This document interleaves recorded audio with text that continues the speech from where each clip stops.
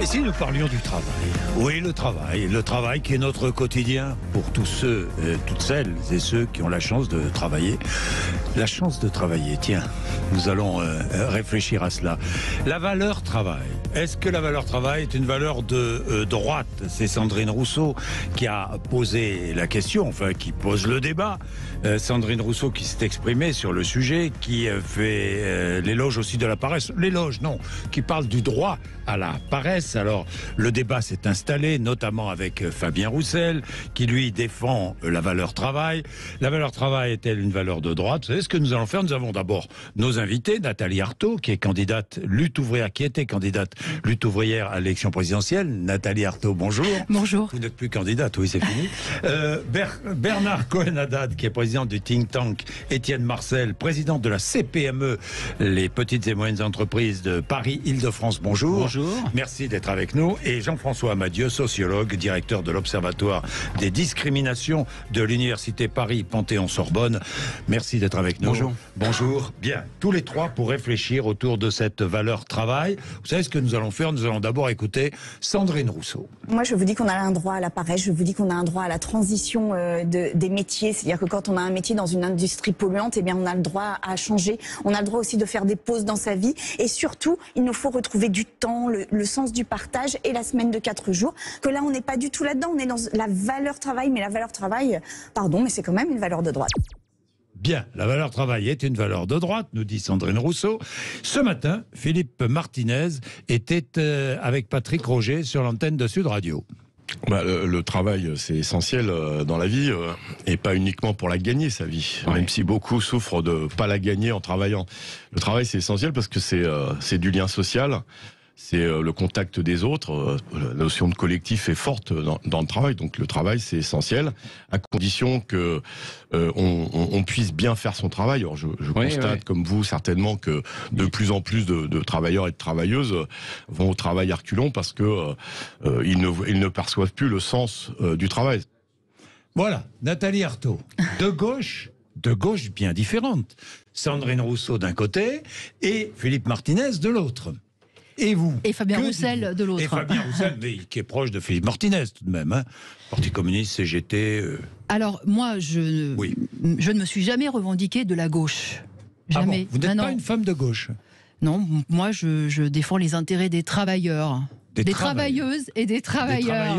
Et quand je parle de travailleuses et de travailleurs, j'y inclus aussi tous ceux qui, pendant un temps, se retrouvent à Pôle emploi, se retrouvent au chômage, voilà, suite à un licenciement quand même souvent, suite à un arrêt de contrat, parce que pour moi c'est une seule et même classe sociale. Et j'inclus même, figurez-vous, les femmes au foyer qui élèvent leurs enfants et qui travaillent en réalité. Alors c'est pas un travail rémunéré, mais pour moi ça fait partie d'une même classe sociale en réalité. Bien sûr. Donc moi, ce qui m'a choqué dans cette polémique déclenché par Fabien Roussel, c'est cette opposition justement entre ceux qui sont en emploi, ceux qui sont au travail, en activité, et ceux qui sont condamnés au chômage ou qui sont dans une période d'inactivité, parce que ça m'a beaucoup choqué. Ça m'a beaucoup choqué parce que moi, tout mon combat, c'est l'inverse.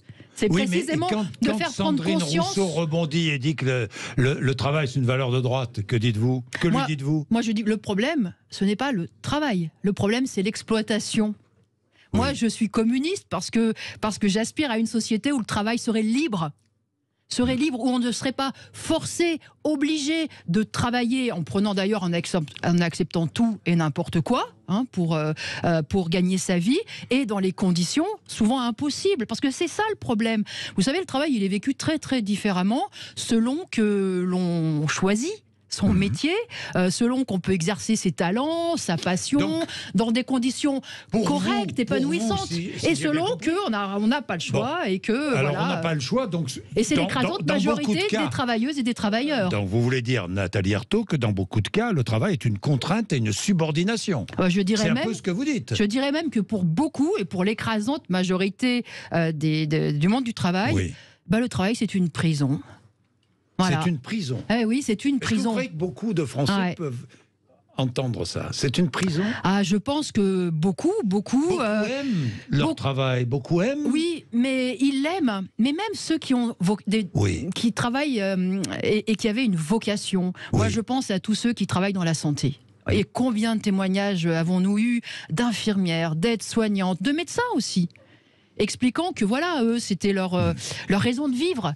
Et regardez ce qu'ils disent de leur travail aujourd'hui. Comment il les fait souffrir, comment ils n'en peuvent plus, comment ils vont à reculons au travail. Parce qu'y compris, on a des témoignages d'aide à domicile, d'aides-soignantes qui expliquent on nous oblige à faire de la maltraitance. Donc c'est dans ce sens-là, vous voyez. Et puis écoutez tous les travaux d'ouvriers sur les lignes de montage. Mais ils comptent les heures qui les séparent de la fin de la journée. Ils comptent les minutes qui les séparent de la fin de leur travail. Bernard Cohen-Haddad, c'est une prison le travail ? Moi, je l'avoue, un peu étonné par ce que vous dites, madame. Et pourtant, je trouve que votre discours est beaucoup plus responsable que celui de madame Rousseau.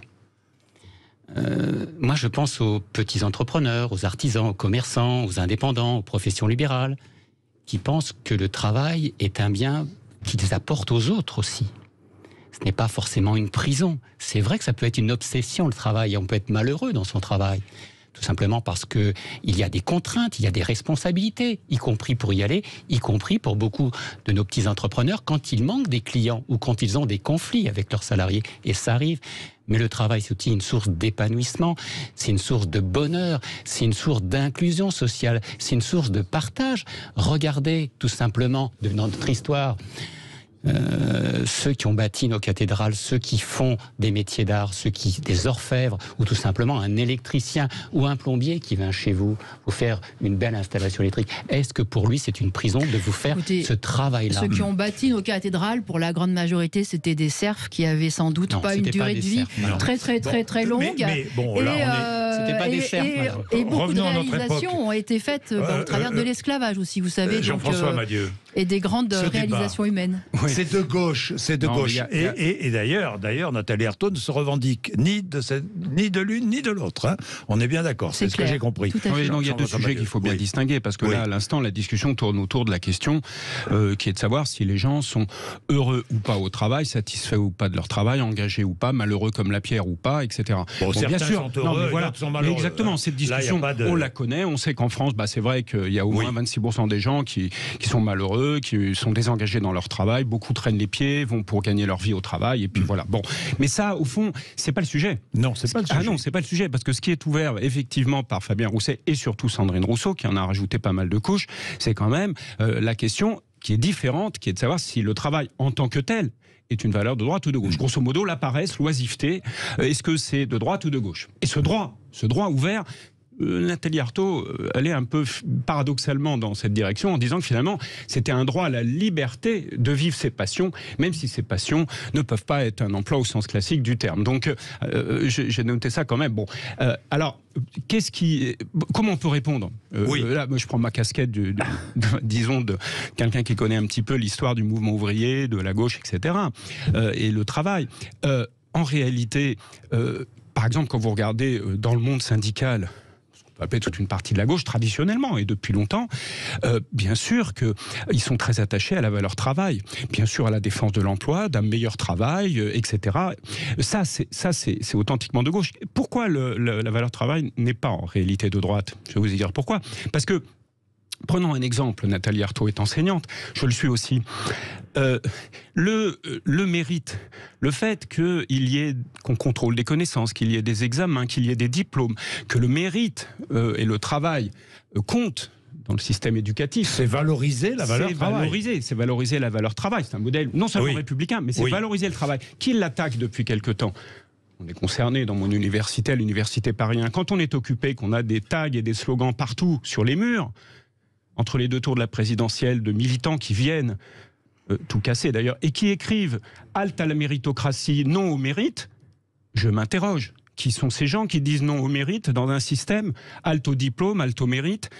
Faisons autrement. Donc, historiquement, qui peut être rentier, oisif, lascif et paresseux? Ceux qui en ont les moyens. Quand je vois que le nouveau roi a besoin d'un serviteur, en effet, aujourd'hui, pour mettre 2 cm de dentifrice sur sa brosse à dents, je me dis que lui, il a un droit à la paresse, lui. Mais si vous voulez, à un moment donné, cet exemple montre que ce sont des valeurs de droite. Celui qui gagne 1200 € par mois n'a pas droit à la paresse. Non, mais c'est plus grave que ça. C'est clair. C'est plus grave que ça. C'est que comment dire, en termes de valeur, je vais prendre un exemple qui est connu statistiquement.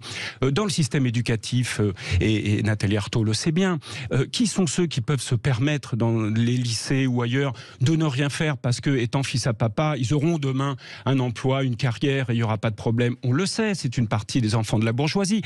Pour cela, travailler, le mérite, apprendre à l'école est inutile. Et donc, ils le méprisent. Donc, et au fond, et même les enseignants. Pour cela, il n'y a pas de valeur travail. Mais en plus, on le sait, c'est connu. Et ça, c'est pas contestable, c'est pas une méchanceté, c'est la vérité. Donc, pour eux, la valeur travail, non. Donc, dire que c'est une valeur de droite, alors là, les bras m'en tombent. Et vraiment, c'est pas possible. On va revenir sur le sujet, évidemment. Moi, je me pose une question. La gauche veut valoriser, à juste raison, les droits des travailleurs, meilleur salaire, meilleures conditions de travail. Ça veut bien dire qu'une bonne partie de la gauche considère que c'est une valeur de gauche. Enfin, je ne sais pas, je ne comprends plus. Mais je vais en parler avec Nathalie Arthaud et avec mes invités dans quelques instants. Il est 11h14. Bien, ce débat autour de la valeur travail soulève des quantités de questions. Sandrine Rousseau l'a fait sciemment, évidemment. Le travail, valeur de droite. On se souvient de ce que disait Nicolas Sarkozy, travailler plus pour gagner plus. Ce qui a poussé le travail à devenir une valeur de droite. Peut-être, je ne sais pas ce que vous en pensez, Bernard Cohen-Haddad. Oui, moi je crois que pendant des années, le combat social et le rapport au travail a été une valeur de gauche. Tous les grands penseurs de gauche, socialistes, y compris au gouvernement, Jaurès, mais aussi avant Gued, Proudhon et compagnie, Marx et Engels aussi, et même François Mitterrand, quand il est arrivé au pouvoir en 81, il avait une vision du travail qui n'a pas été la même que quand il a nommé Laurent Fabius. Après Pierre Mauroy, il y a eu un inversement du rapport au travail. Je crois que depuis l'arrivée de Nicolas Sarkozy et l'arrivée d'Emmanuel Macron, la valeur du travail est devenue beaucoup plus centrée à droite parce qu'on considère que le travail est une source de gains supplémentaires. On a réfléchi, bien entendu, dans le monde de l'entreprise à la pénibilité. On a fait en sorte, effectivement, on n'est plus autant de Zola. Il y a beaucoup de travaux qu'on doit faire. Et le télétravail, aujourd'hui, amène une dimension nouvelle dans la réforme du travail. Et la Covid est passée pour avoir une autre relation à l'entreprise. Mais dites-moi, le télétravail, parlons-en. Est-ce que le télétravail n'est pas en train de... pas de tuer, mais d'affaiblir la valeur travail. Je pose la question, Jean-François Amadieu. Oui, c'est certain qu'il y a eu une évolution qu'on a vue dans les enquêtes d'opinion. C'est très clair sur la baisse de l'engagement, sur en effet la valeur travail auprès des Français. Dans les sondages, on s'aperçoit en effet qu'elle a baissé. Elle était beaucoup plus importante et en effet, il y a eu cet effet, on le constate, aussi bien auprès des travailleurs, des salariés, que aussi dans le système éducatif. C'est vrai. Mais alors, c'est pas dû uniquement au Covid, au télétravail, mais c'est aussi un autre facteur qui joue beaucoup en France comme dans d'autres pays, c'est la situation sur le marché du travail. Parce qu'il est certain que quand vous avez la possibilité de démissionner, d'aller prendre un autre boulot, ou je dirais, de mieux de prendre vos distances par rapport à un travail qui vous satisfait pas, vous voudriez autre chose, évidemment, vous le dites, vous le faites. Donc, c'est aussi lié à ça. Mais c'est peut-être aussi, on le dit parfois, mais il faudra attendre de le vérifier, peut-être générationnel aussi. Ce débat engagé à gauche est absurde, dit Bernard Cazeneuve. Je vais en parler avec Nathalie Arthaud. Mais prenons Luc, qui est dans le Val-de-Marne. Bonjour Luc. Bonjour Monsieur Bourdin, bonjour à vos invités. Merci d'être avec nous Luc. C'est moi qui vous remercie. Alors vous dites, le travail est une valeur, tout simplement. Et le travail a beaucoup de bienfaits. Alors, moi, déjà, et ce n'est pas dirigé contre vous, mais je trouve qu'on mobilise beaucoup de brillants esprits, et là je ne parle pas de moi, mais de vos invités, pour disserter sur un sujet de philo d'entrée en terminale. Il est évident que Madame Rousseau... Mais c'est bon de réfléchir un peu, hein, aussi, Luc. Hein. Tout à fait. Ça fait du bien, vous savez, on réfléchit. On vit dans un monde sans réflexion et sans nuance. Et ben moi, j'essaie de mettre en place ici, d'ailleurs ça me donne l'occasion de vous le dire, entre 11h et midi, un moment où on réfléchit et on exprime quelques nuances. Parce que sinon, tout est blanc, tout est noir, c'est trop facile. Hein. Vous avez tout à fait raison. Sauf qu'il ne faut pas passer à côté du fait que Madame Rousseau, en bonne prof d'économie qu'elle est, ne fait pas ça sans une arrière-pensée, que ce soit le buzz ou autre chose. Mais on va en parler de ça, mais oui, voilà. Bien sûr. Je trouve, si vous voulez, je pense que Sandrine a mal lu Jean-Jacques. Et quand je dis Jean-Jacques, c'est pas vous, c'est Jean-Jacques Rousseau, qui, dans Les Milles, nous dit « Le travail est l'appropriation du monde ». Et je crois que beaucoup de choses se retrouvent dans cette phrase. C'est bien évidemment pas l'appropriation économique, mais l'appropriation du monde en tant que société, en tant que groupe humain. Voilà.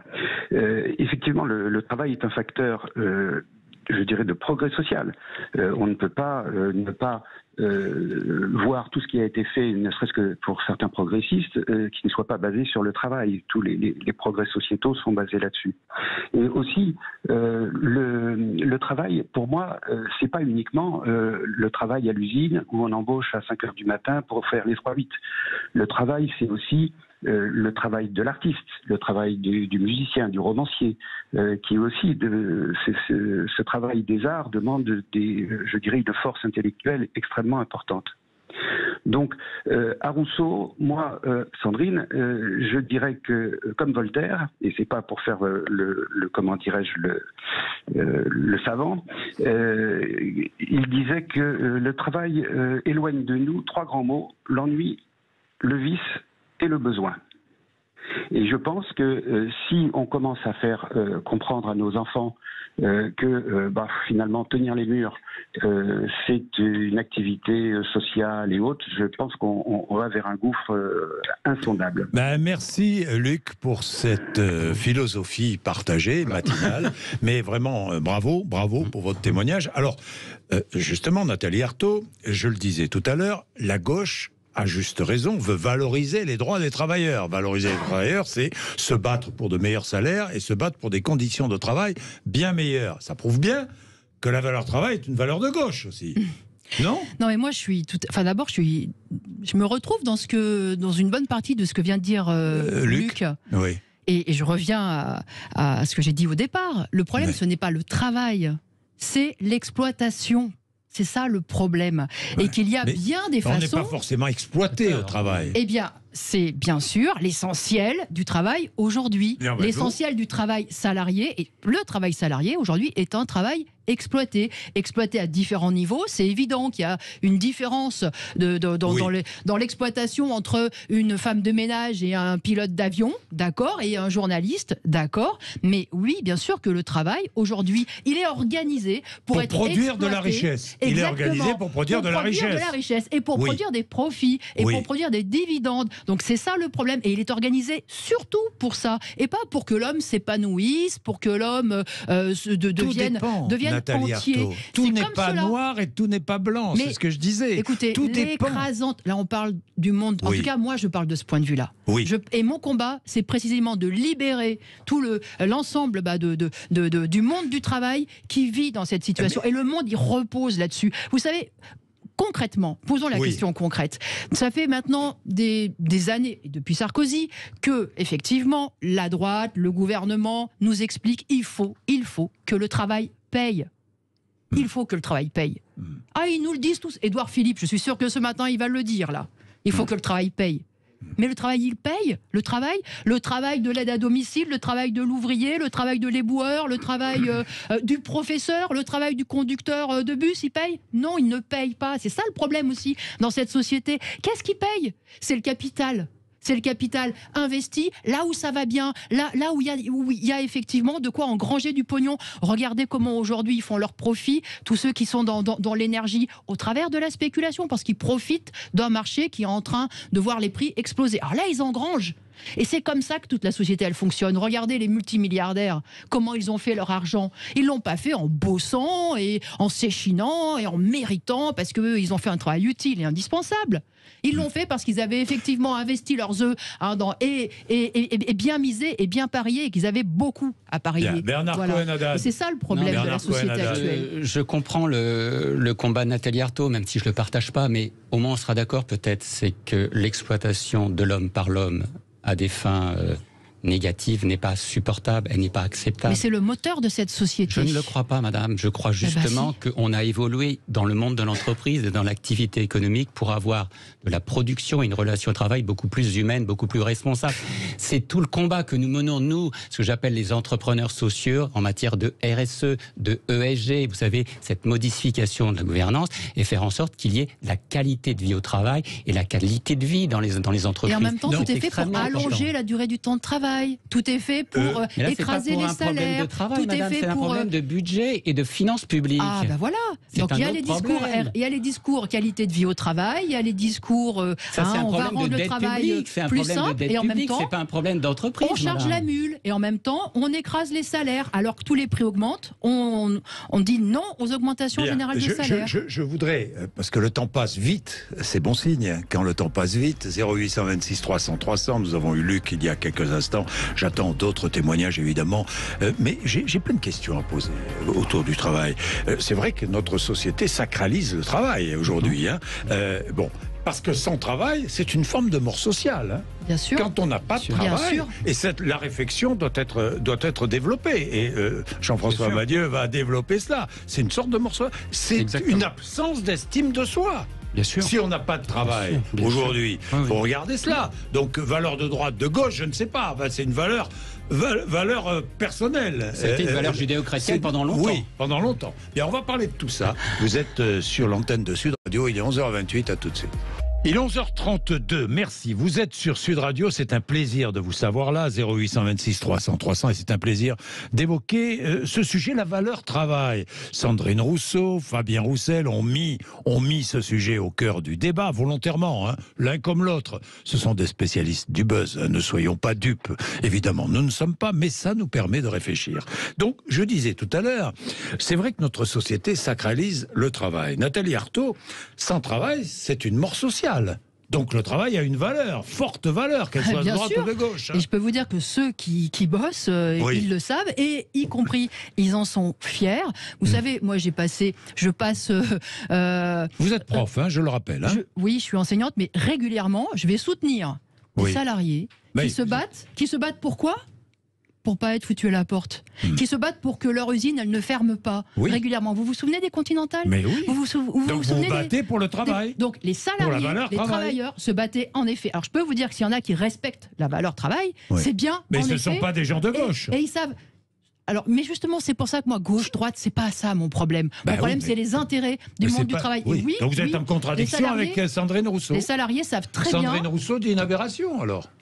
Mais vous savez, c'est une petite phrase sortie de tout un... Et puis on peut lui faire dire tout et n'importe quoi. Donc ça, moi, c'est pas mon problème. Là, c'est pas on lui fait faire dire, c'est ce qu'elle a dit. Moi, ce que je sais, c'est que ceux qui s'investissent vraiment dans le travail, y compris dans les entreprises, c'est d'abord les salariés. Voilà, c'est eux les vrais investisseurs en réalité quand on réfléchit. Pourquoi ? Parce que ils sont pas seuls, mais parce que sauf que eux, ils passent leur vie. Ils y passent leur vie. Ils y passent leur vie. Ils y passent l'essentiel de leur énergie. De leurs compétences, y compris ils y laissent leur santé parfois. Alors oui, ils sont attachés à leur travail, ils sont attachés. Mais on peut pas dire ça justement du patronat et en particulier du grand patronat qui joue avec les entreprises comme s'ils jouaient au casino. Et c'est ça le problème. Combien vous avez de salariés mais qui pleurent parce qu'ils vont être licenciés. Qui pleurent parce qu'ils vont être licenciés. Donc, je peux vous dire que la valeur travail, ça veut dire quelque chose. Mais n'oubliez pas aussi Mais en même temps, le combat des travailleurs, ça a été pour se faire respecter. C'est-à-dire pour qu'ils ne soient pas cassés au travail, pour que la charge de travail, elle n'augmente pas. C'est-à-dire, c'est se battre aussi contre l'exploitation. Et pour que le travail, il devienne aussi autre chose qu'un enfer. Les investissements des patrons permettent de fournir du travail et permettent d'aider à beaucoup de gens de vivre. Non, mais moi, je ne suis pas d'accord avec ça, justement. Ça, c'est un autre débat. Voilà, c'est un un autre débat. Mais en tout cas, voilà, tout dans la société montre que le respect pour le travail, c'est du côté des salariés, c'est pas du côté... Le travail crée quand même un fort lien social et d'identité, Jean-François Amadieu. Évidemment. Quand on prend les enquêtes, grosso modo, vous avez les 3 quarts des gens sont satisfaits de leur vie en France. Et quand on leur demande sur le travail, dans la vie professionnelle, là aussi, les chiffres sont supérieurs à la moyenne. C'est très élevé, c'est pas loin du même chiffre. Pourquoi ? La première raison, en effet, on sera tous d'accord, c'est parce que les gens disent, quand je vais bosser, je gagne ma vie.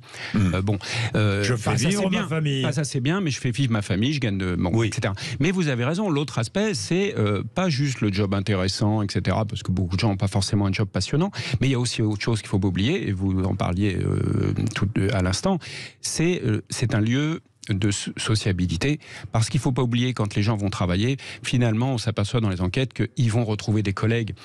Au travail, on a des amis, on rencontre des gens. On oublie aussi le fait qu'un couple sur 10 s'est formé au travail, que les gens ont beaucoup de relations affectives, ce qu'on ne sait pas, parce qu'on n'en parle pas beaucoup, mais dans toutes les enquêtes, c'est vrai dans tous les pays. On n'en parle pas suffisamment. Mais non, mais voilà, quand vous là, dans les auditeurs et tous les gens qui sont ici autour de la table, enfin je voudrais rappeler ce chiffre, il y a 30% des gens ont eu une relation amoureuse au travail, avec collègues, chefs, etc.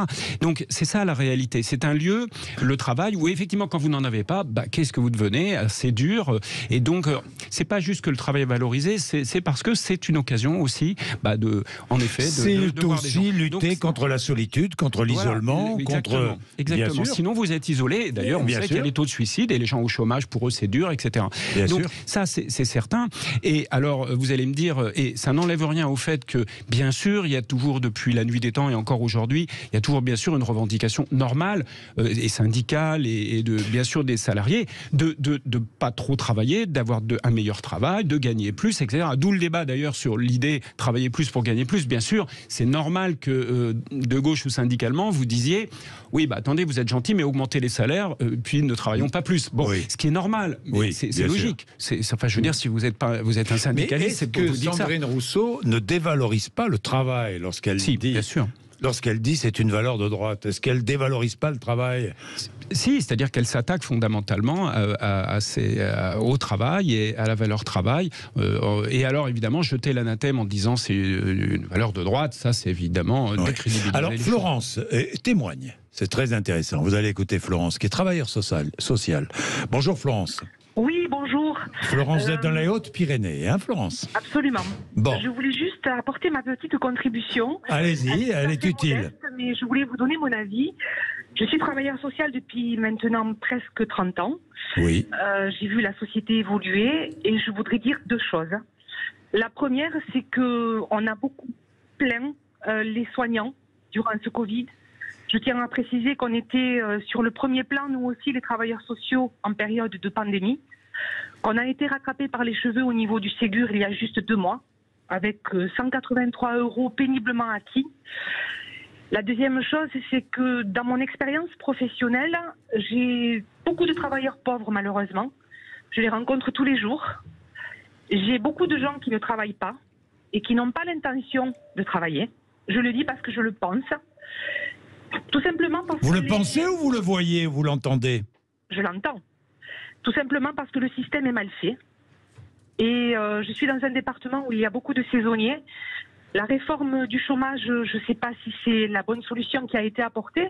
Toujours est-il que on est face à des gens qui n'ont pas envie de travailler parce que le Pôle emploi est mal fait. Et en plus, j'ai le cas exactement d'une personne qui va reprendre une activité, une formation rémunérée par Pôle emploi. Sa formation, elle va être indemnisée à hauteur de 680 €, alors que Pôle emploi, si elle ne travaille pas, c'est 780 € par mois. Donc il faut de la volonté pour la personne pour reprendre cette activité, enfin cette formation du moins.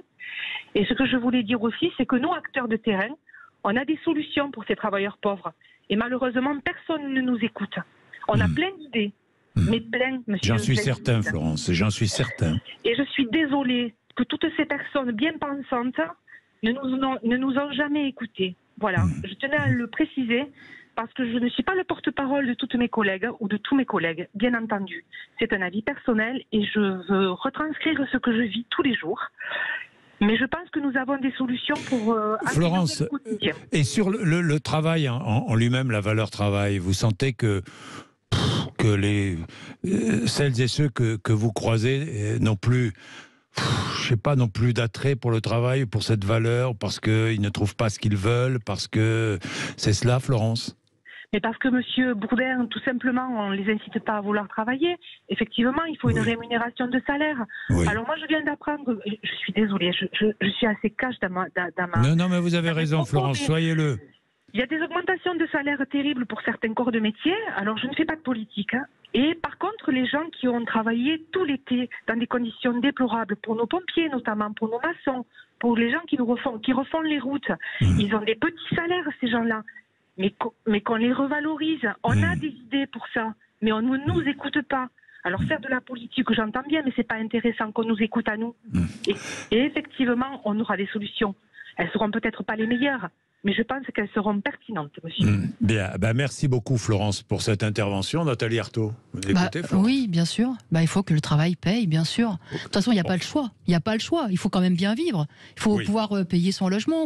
Moi, je comprends la personne qui perd 100 euros si elle se forme, mais de toute façon, objectivement, elle ne peut pas perdre 100 euros. Donc elle ne peut pas se former. Faire l'éloge de la paresse, c'est quoi? C'est une gymnastique intellectuelle. Quand Sandrine Rousseau fait l'éloge de la paresse, c'est quoi? C'est quelqu'un de nanti? C'est quelqu'un qui peut dire ça? Est-ce que c'est quelqu'un de nanti qui peut dire ça? Je pose la question.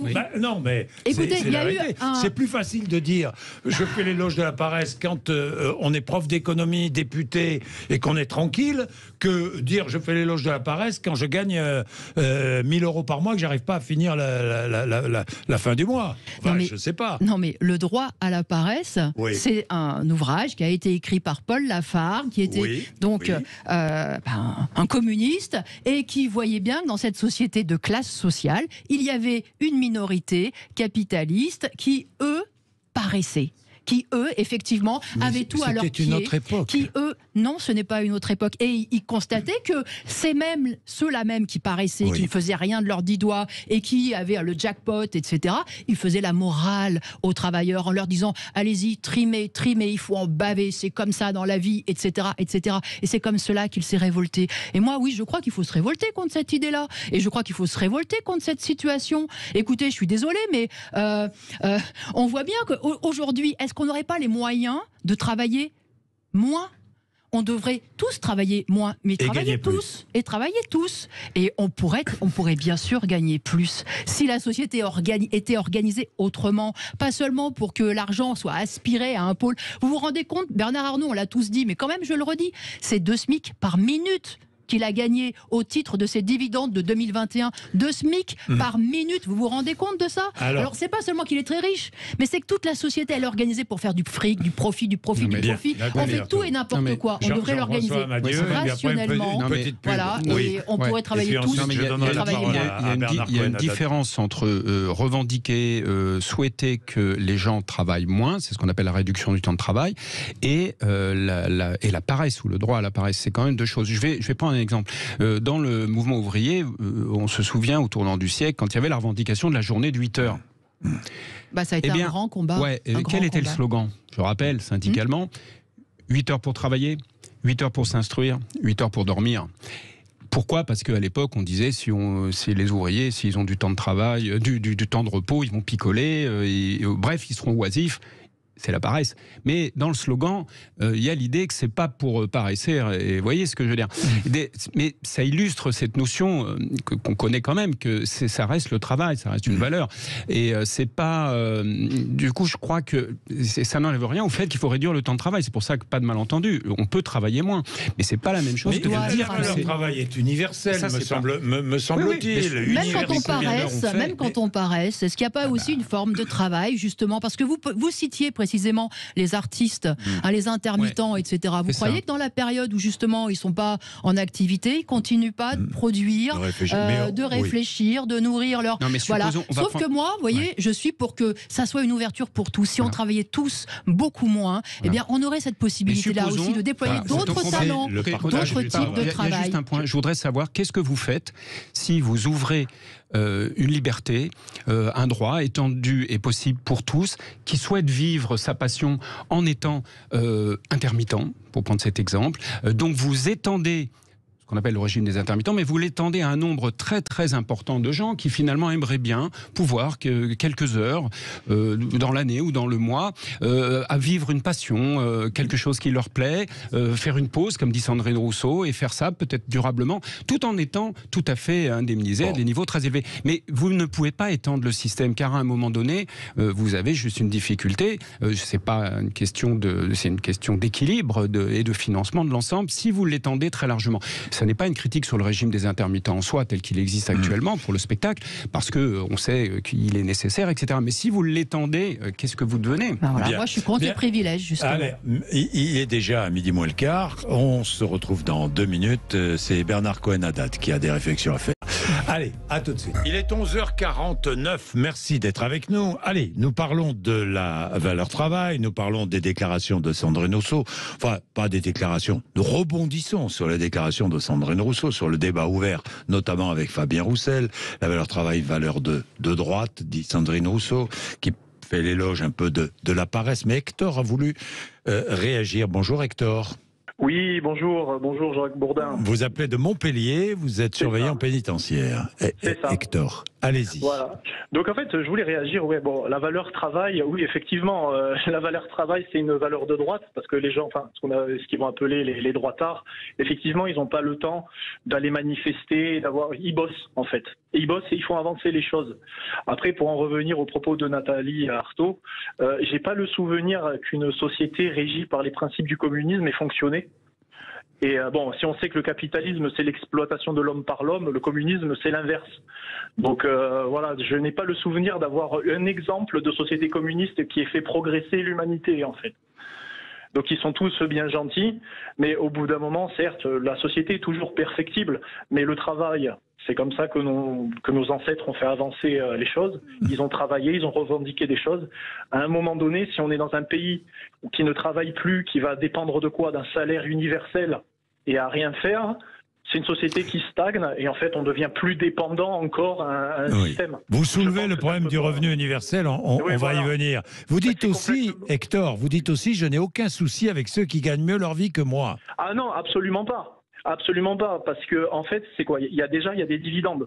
Enfin, on est dans un pays qui est certes pas perfectible, mais les enfants y naissent, on n'a pas un centime à débourser. Notre système de santé, bien sûr qu'il est perfectible, mais en attendant, il faudrait aller voir dans d'autres pays avant de toujours entamer le pays à dire... C'est vrai que la valeur travail, le travail donne accès à des droits et des protections. Mais c'est ça, donc au bout d'un moment, la valeur travail, oui, c'est une valeur qui est cardinale, bien entendu. Et moi, je n'ai pas de souci. Oui, ok, il gagne 2 SMIC toutes les 2 minutes. Tant mieux pour lui. Hein. En attendant, il doit sûrement payer des impôts. Enfin, tous les gens qui réussissent dans ce pays, au contraire, on a cette honte en France de blâmer la réussite. Pourquoi en fait ? C'est absolument pas logique. Au contraire, moi, ça me donne plus envie d'évoluer. Bernard Cohen-Haddad, vous êtes d'accord ? Hector a raison. Et je le salue parce que Hector fait un travail difficile qui mérite d'être revalorisé. Et c'est pas dans le système privé, le système marchand, c'est dans le système public. Oui. Donc que chacun aussi balaye devant sa porte. C'est pas facile aujourd'hui de trouver des gardiens et des surveillants, et des accompagnateurs aussi dans les prisons, parce que c'est un métier difficile, surrémunéré et dangereux. Mais il a entièrement raison. Ne jetons pas l'anathème sur ceux qui ont réussi. Occupons-nous de ceux qui doivent mieux vivre, mieux travailler dans l'entreprise. Et c'est pour ça que je ne partage pas l'avis de Nathalie Arthaud. Moi, je suis contre le wokisme économique et social. Le travail a une valeur d'intégration, elle permet de vivre société. Il a une valeur aussi de régulation de la vie, et c'est important. Et on peut être heureux au travail, ce n'est pas une prison. Encore faut-il que tout le monde soit rémunéré à sa juste titre, à sa juste valeur, ce qui n'est pas le cas aujourd'hui des indépendants. Vous êtes heureuse au travail, vous, Nathalie Arthaud ? Moi, je fais un... Est-ce que vous êtes heureuse d'accomplir ce que vous faites tous les jours, d'aller travailler ?